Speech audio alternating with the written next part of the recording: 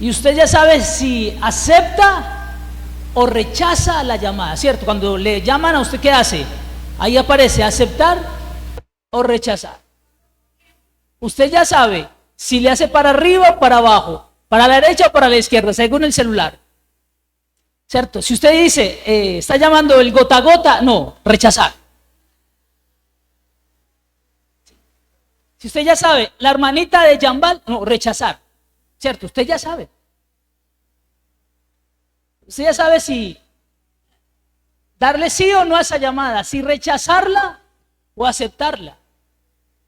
Más ahora hay un identificador hay unos identificadores de llamadas, no recuerdo cómo se llama, hay uno que se llama, ¿cómo? Hermano, que así usted no lo tenga en la lista, él le dice quién es. Mi esposa un día se asustó porque una amiga me fue a llamar porque ya no llevó el celular, y cuando esa señora le marcó, ahí decía Pastor John Faber. Es que Pastor John Faber, ay, tú tienes a mi esposo. No, yo no lo tengo. Es el identificador de llamada. Mi esposa se quedó. Entonces, hay llamadas que nos hacen y usted decide si responder o no responder. Pero la decisión, ¿en quién está? En usted. ¿Qué tal si me acompaña a Hechos capítulo 13? Hechos capítulo 13, versículos del 1 al 12.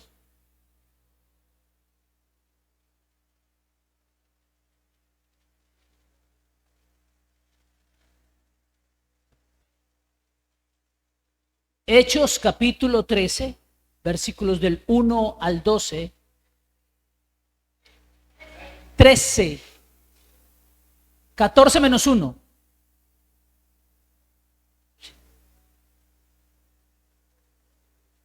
Dice la palabra de nuestro Señor: en la iglesia que estaba en Antioquía había profetas y maestros: Bernabé, Simón llamado Níger, Lucio de Cirene, Manaén, que se había criado con Herodes el tetrarca, y Saulo. Mientras ministraban al Señor y ayunaban, el Espíritu Santo dijo: aparten a Bernabé y a Saulo para la obra a la que los he llamado. Entonces, después de ayunar, oraron, y haber impuesto las manos sobre ellos, los enviaron. Ellos, pues, enviados por el Espíritu Santo, descendieron a Seleucia y de allí se embarcaron para Chipre. Al llegar a Salamina, proclamaban la palabra de Dios en las sinagogas de los judíos y tenían también a Juan de ayudante. Después de haber recorrido toda la isla hasta Pafos, encontraron a cierto mago, un falso profeta judío llamado Bar Jesús, que estaba con el procónsul Sergio Paulo, hombre inteligente. Este hizo venir a Bernabé y a Saulo y deseaba oír la palabra de Dios.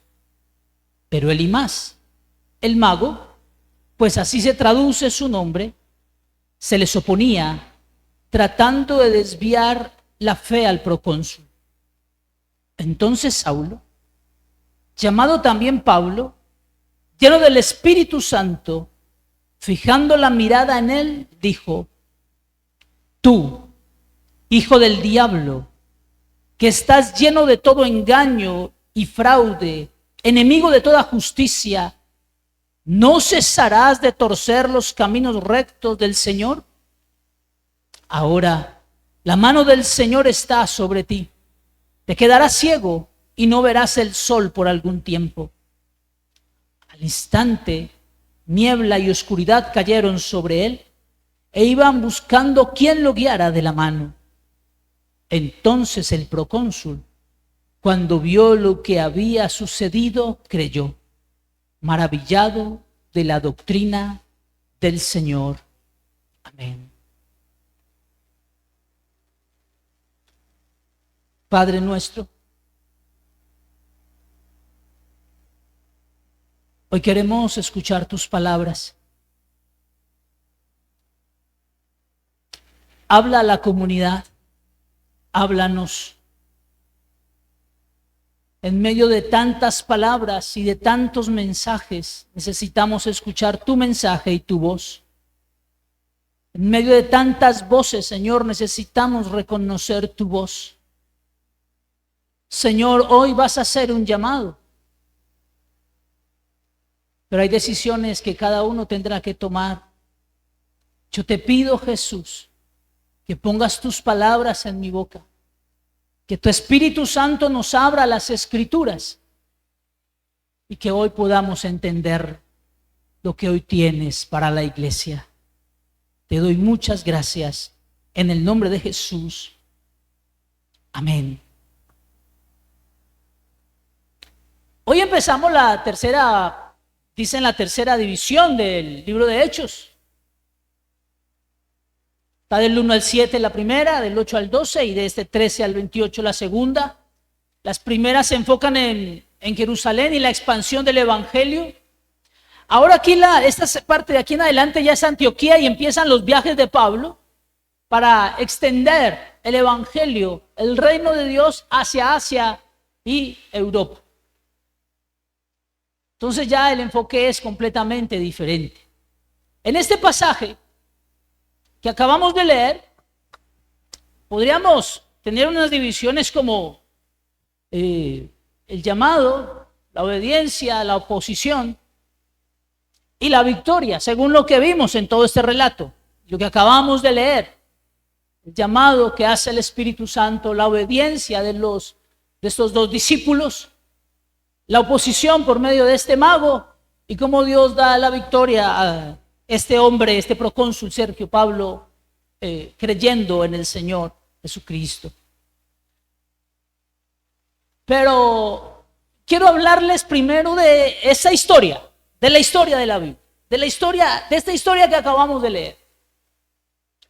Cuando encontramos esta historia, vemos personajes.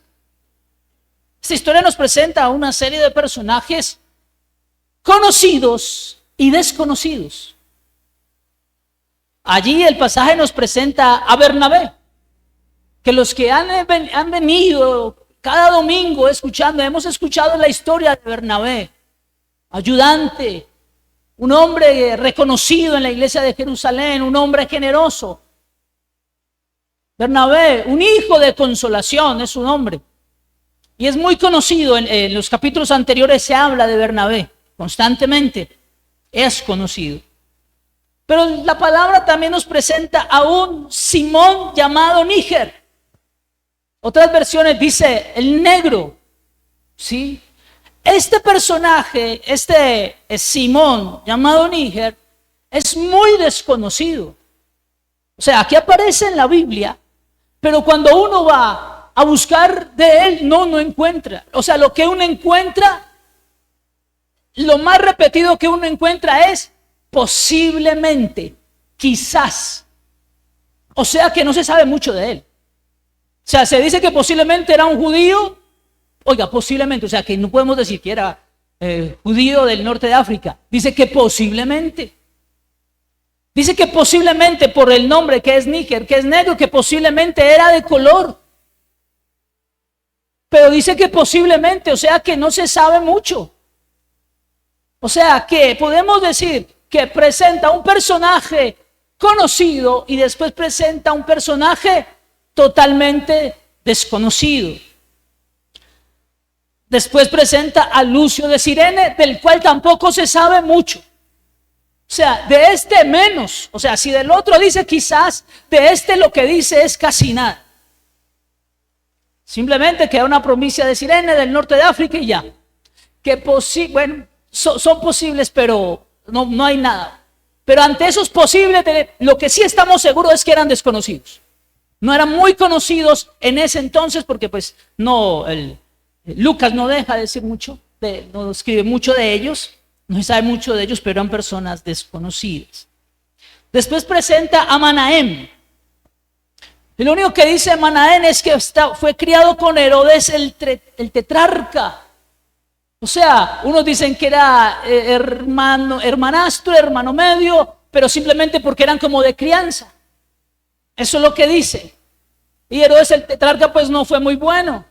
Pero mire que en medio de que muestra de que tenía una amistad con él, Manaén fue uno de los primeros que conoció al Señor y se convirtió. Y tuvo fe, porque aquí lo vemos. Aquí lo presentan en esta escena. Pero también poco conocido. Y termina con Saulo. Saulo de Tarso o Pablo. Ahora termina con uno muy conocido y del cual ya se venía hablando y que de aquí en adelante él es el personaje no principal, porque el principal es Dios.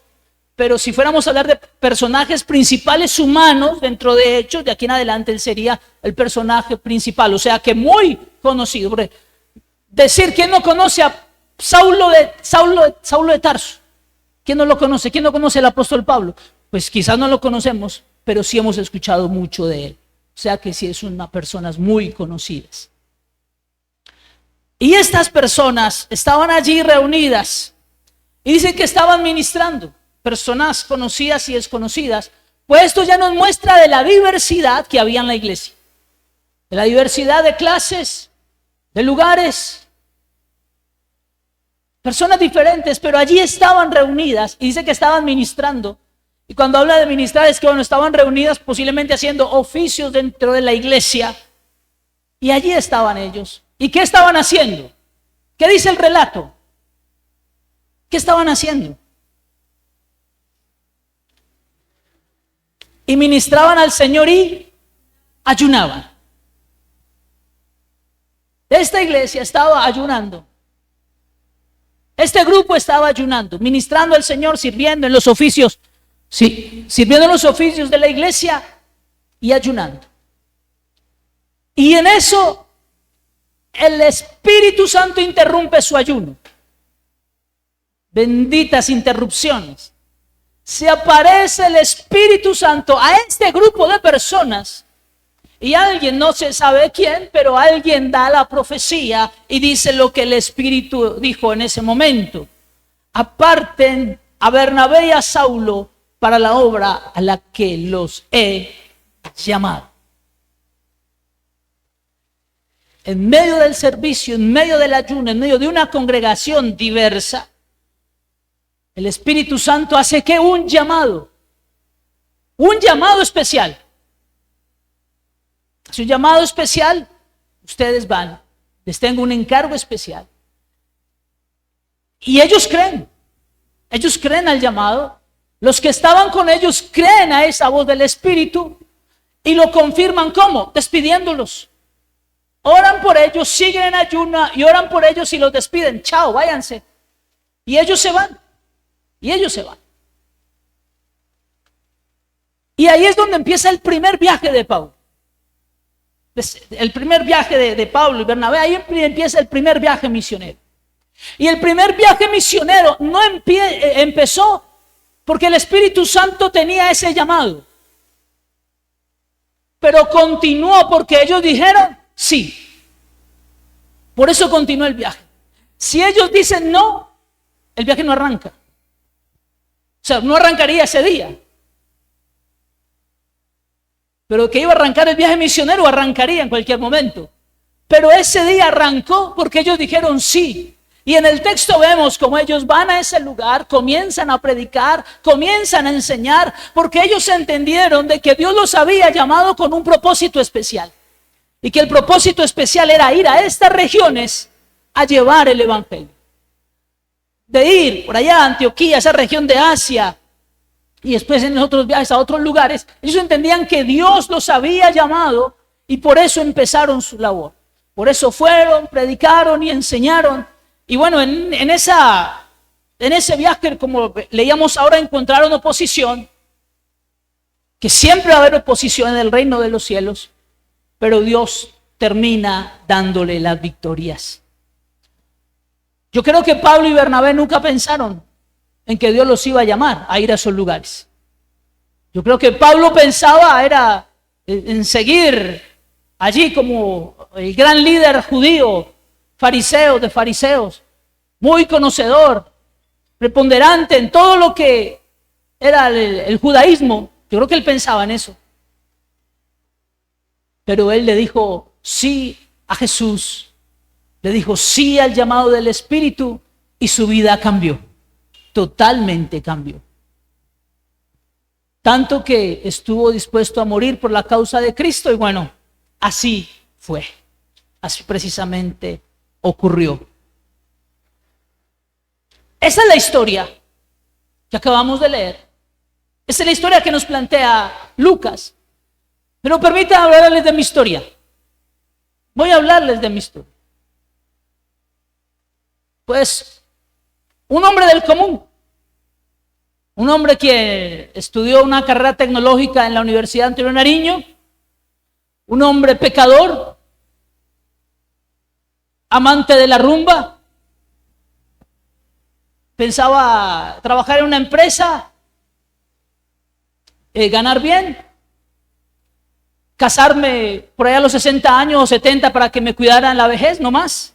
Antes no, porque no disfrutaría de la vida, como dicen los jóvenes. Yo pensaba de esa manera. Pero cuando salgo de la universidad, me da por ir a buscar un mejor futuro. Porque en del pueblo donde vivo, pues no había muchas oportunidades. Chinchiná, Caldas. O sea, yo no era ni de Cirene, ni del norte del África, no, yo era de Chinchiná, Caldas.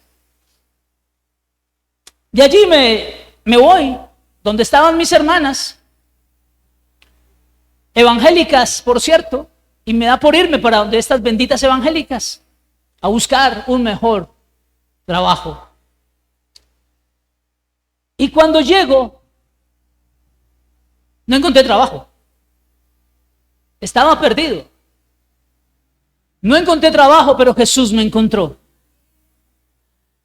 Me encontró y me llevó a una pequeña iglesia de la cruzada cristiana. Pequeña en número, pero grande en amor con Dios y para con los hermanos. Y allí el Señor me rescató. Allí el Señor me hace el llamado. Y a los 3 meses ya estaba bautizado. A los 3 meses de convertido ya estaba bautizado. O sea que a los 4 meses yo ya estaba sirviendo dentro de la iglesia. A los 3, 4 meses, 5 meses, yo ya quería servir apasionadamente en la iglesia. Y mientras leía esta historia, yo me identificaba con la historia porque nos reuníamos a orar y nos reuníamos a ayunar. Y venía y el Espíritu Santo nos visitaba y nos ministrábamos. Y eso, hermano, eso era impresionante.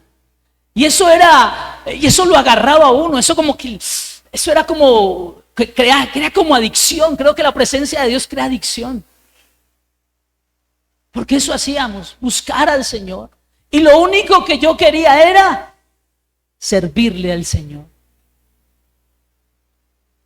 Cuando regreso a Chinchiná, después de 6 meses aproximadamente, regreso con la misma idea de amar y servir al Jesús que me había salvado.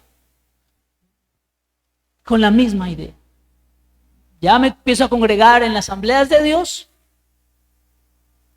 con la pastora Mariela y allí seguí sirviendo a Dios y creciendo. Empecé a prepararme y yo, Señor, te quiero servir. Recuerdo, un día estábamos orando, no recuerdo la predicación, yo no sé si era ayuno o vigilia, no recuerdo. Lo único que recuerdo es que comenzamos a cantar una canción de Marcos Barrientos, Sin Reservas. Heme aquí, Señor, envíame a mí. Si te puedo servir, aquí estoy. Lloré, no sé cuánto tiempo lloré, pero lloré mucho. Lloré mucho porque ese era mi deseo. Y yo sentí que ahí Dios comenzó a llamarme de una manera especial. ¿Y quién era yo? Pues ya les conté quién era. Pero lo único que quería yo era servir a mi Jesús. Y yo sentía ese llamado muy fuerte. Pasa el tiempo, estudio, comienzo a estudiar, me gradúo del seminario. Después de que me gradué del seminario, me invitan a pastorear, me dicen, va a pastorear. Y mi anhelo era pastorear después de terminar el seminario, y bueno, ahí está. Termino el seminario en diciembre y en enero ya estaba pastoreando. Yo le decía al Señor, vamos bien. Eso fue en el 2013, nos graduamos, en el 2014 empezamos a pastorear, mi esposa y yo. Febrero del 2015. Febrero del 2015. Sigo mis estudios, sigo capacitándome y estoy en Izun, en Bogotá, un mes encerrados estudiando. Y recuerdo en un devocional, tampoco recuerdo de que estaban acerca de misiones hablando, eso sí sé que era de misiones, no sé qué palabra. Pero en medio de la ministración, una vez más el Espíritu Santo irrumpe esa ministración. Una vez más el Espíritu Santo viene a ese lugar. Y yo recuerdo que yo estaba de rodillas orando al Señor y diciéndole, Señor, yo quiero servirte. Y una vez más el Espíritu Santo vino de una manera especial y me permitió escuchar unas voces, unas personas que oraban. Alrededor mío, claro, todos estaban orando, pero no, Él me permitió escuchar unas personas que estaban orando, yo no sé dónde, pero lo único que estas personas decían era, Señor, envíalo para que nos enseñe. Y yo no paraba de llorar. Y yo sentía que era una vez más Dios llamándome.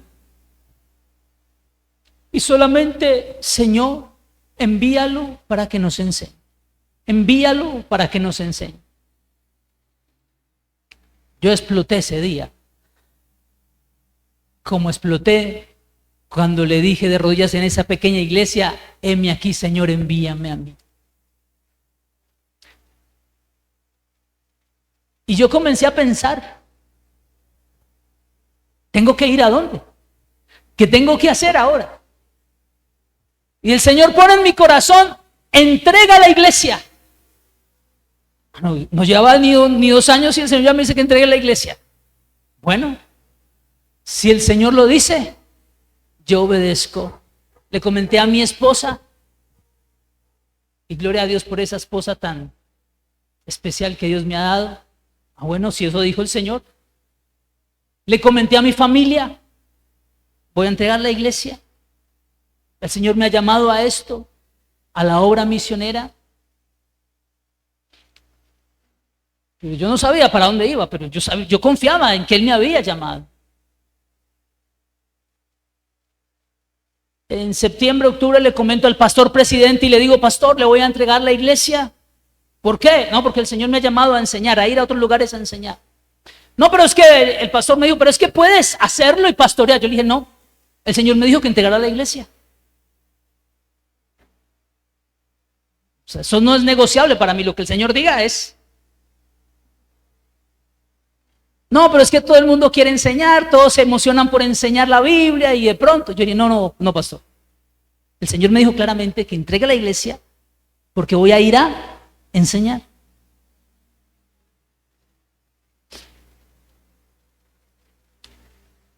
Pero se la entrego en diciembre para que usted busque otro pastor y así fue. La entregué. ¿Y qué voy a hacer? Enseñar. ¿Dónde? No sé. Pues ya estaba enseñando en el seminario.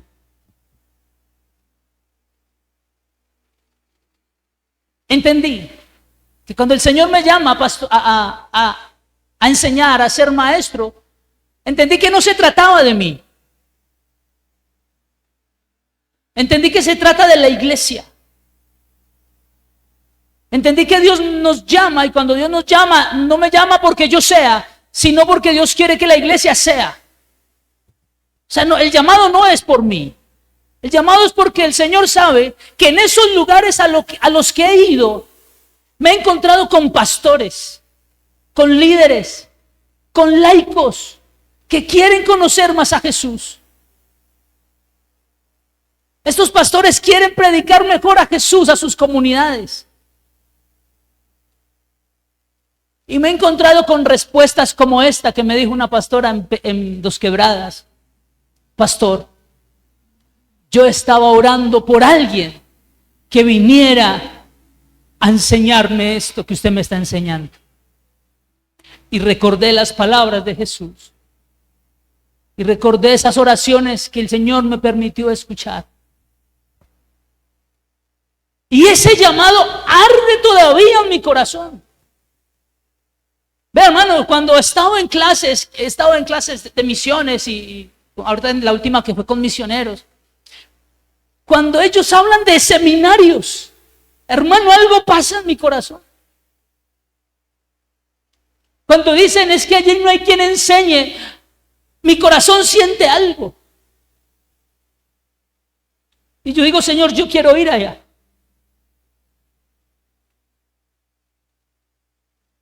Porque allá necesito extender el reino de Dios, que más personas conozcan, que más personas se acerquen a la Biblia, la interpreten correctamente. Y yo le digo, Señor, que ese llamado siga ardiendo. Y el día que ese llamado deje de arder en mi corazón, yo le diré, Señor, yo quiero que arda en mi corazón ese llamado. El día que deje de arder, yo le preguntaré, Señor, ¿qué quieres entonces que yo haga? Aquí tengo un papelito. 17 de noviembre del 2020. Escribí. Estaba orando. Y el Señor, que es el que dirige, el Señor que es el que manda. O sea, cuando yo le digo, sea el Señor de mi vida, pues Él es el que manda. Yo siento que hay un paso más que dar. O sea, Él le va dando a uno el paso a paso. Y yo le escribí esto al Señor. ¿Qué haremos? O sea, le escribí preguntas. ¿A dónde iremos? ¿Cuándo lo haremos? Y terminé con la afirmación, Señor, solo tú tienes la respuesta. 3 años y medio llevo esperando. El que me llamó ya. Le dije que sí. Pero hay un paso más que dar que todavía no sé si se demore 4, 5, 6, 7, 10 años. No sé cuándo va a llegar esta respuesta. Pero de que esa dirección, de que el Espíritu me diga, vaya, va a venir. Y mi esposa y yo diremos, amén. Yo le dije sí al llamado.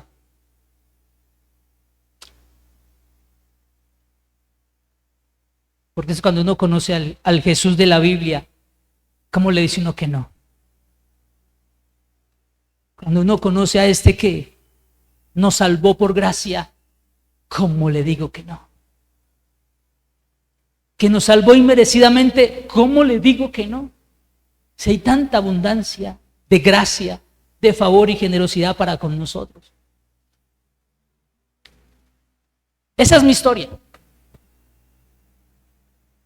¿Cuál es su historia? Su historia es sencilla también, como la mía. Que usted era no más compleja, pero sí, pero se resume en lo mismo. ¿Usted quién es usted? Unos son de Armenia, otros no son de Armenia. Otros inclusive ya llevan muchos años en el Evangelio. Otros llevan poco. Otros inclusive no sé si han recibido. ¿Hay alguien que no ha recibido al Señor en esta mañana? ¿Hay alguien que no ha recibido al Señor? ¿O todos ya aceptaron a Jesús como su Salvador? ¿Todos? Todos. Porque hay personas que yo no conozco, entonces no sé si. Pero igual, si usted ha recibido o no ha recibido al Señor, ya está en este lugar. Ya está en este lugar. ¿Y aquí en este lugar qué hay? También personas del común, personas que trabajan, empleados, trabajadores independientes. Aquí hay profesionales, abogados, maestros, hay de todo. Y todos hoy nos hemos reunido en la iglesia, ¿para qué? Para orar, para buscar a Jesús, para buscar a Jesús. Y yo sé que los que tienen quizás más recorrido en el cristianismo, les pasó como me pasó a mí, como le pasó a este grupo de personas, que en un momento de su vida el Espíritu Santo llegó a sus corazones a hablarles de un llamamiento especial. Yo sé que en esta mañana el Espíritu Santo ha hecho llamados especiales. De eso estoy completamente segura, porque el mismo que habló aquí en la Biblia, que ha hablado a mi vida, sé que ha hablado a su vida. Sé que usted en algún momento de oración, en algún culto, en algún momento de alabanza, en alguna administración, el Espíritu ha hablado a su corazón y le ha dicho: te he llamado, te he escogido, te he llamado para que hagas esto, te escogí desde el vientre para que fueras esto. Yo sé que sí. Yo sé que sí. Pero también sé que muchos hoy se han rehusado a ese llamado. Porque ¿qué haces ahí sentado si Él ya te llamó? ¿Qué haces ahí? Pues sencillo, tomaste la decisión de rechazar el llamado. Así como rechazamos las llamadas, rechazaste el llamado. Así de sencillo.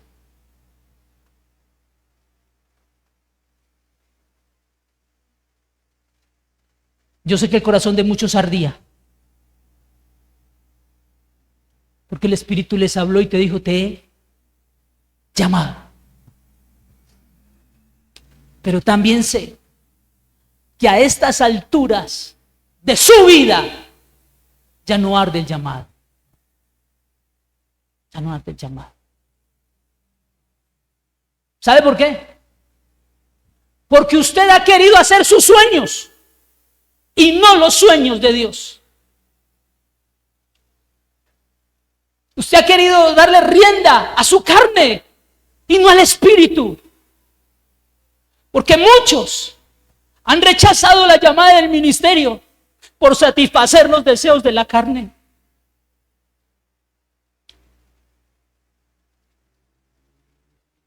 Muchos le han dicho no al llamado porque piensan que hay algo mejor por hacer.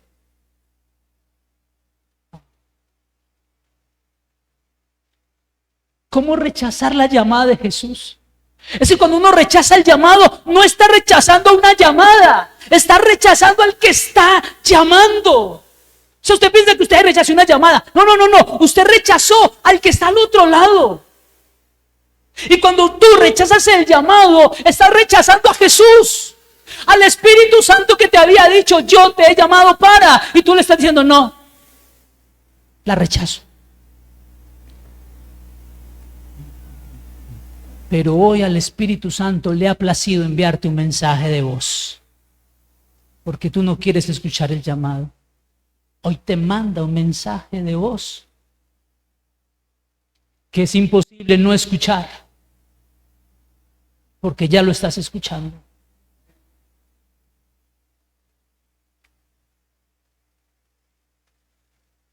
¿Qué va a pasar con tu vida?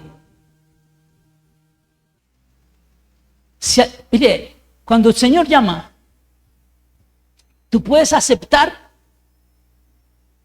o rechazar el llamado.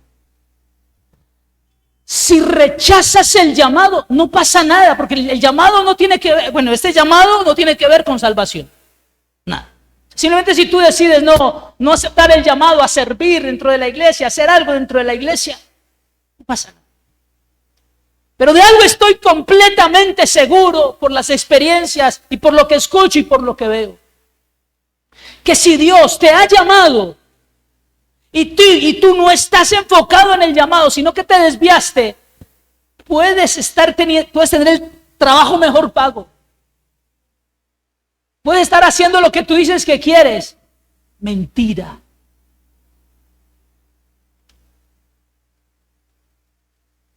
He visto a muchos que le dijeron no al llamado y hoy están en empresas trabajando tristes.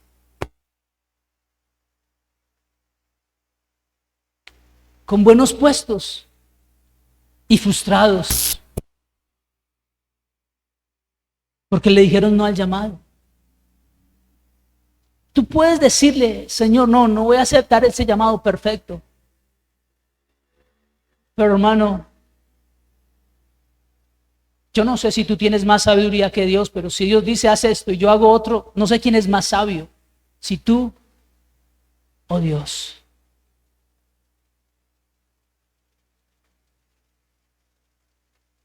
Jesús. ¿Quién es Jesús? Jesús. Alguien quien aceptó el llamado. Ese es Jesús. El Padre envía a su Hijo. El Hijo acepta el llamado. Viene, habita en medio nuestro. Es rechazado. Le dan muerte. Resucita. Y hoy está sentado en su trono de gloria. Ese es Jesús. Ese es el Jesús que tenemos. Un Jesús que nos da ejemplo de aceptar un llamado. Esta semana los pensé mucho a ustedes, a muchos de ustedes, a todos no, porque pues, no, pero a muchos de ustedes los pensé. A unos los pensé con dolor, a otros los pensé con tristeza, a otros con alegría.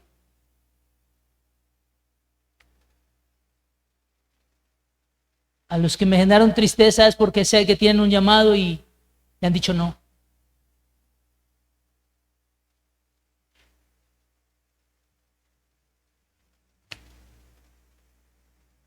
Y este pasaje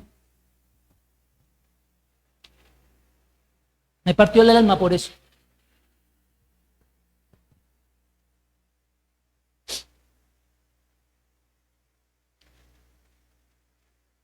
Y cuando vemos la historia de Jeremías, de su llamado tormentoso, no bueno, un llamado no bueno. Un Jeremías que todo lo que decía eran cosas no agradables. Pero Jeremías dijo, Señor, me venciste. Has sido más fuerte que yo. No quiero hablar más, pero arde mi corazón por decir tus palabras y no puedo parar.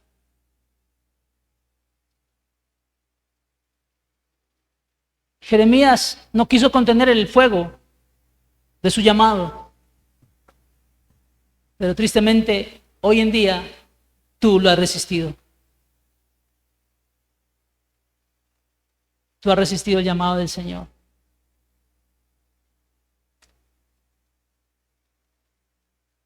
Pero creo que en día de resurrección puedes decirle, Señor, resucita el llamado que yo maté. Porque si tú no sientes el fuego que sentías antes por el llamado, que ya lo mataste. Ya. Tú lo mataste, nadie más. Pero hoy en día de resurrección le puedes decir, Señor, quiero volver a sentir el fuego del llamado y seguir trabajando para ese llamado. Y recuerda, ante este llamado que hace el Señor, ¿sí o no? ¿Lo aceptas o lo rechazas? No hay más. Ponte en pie y oremos al Señor.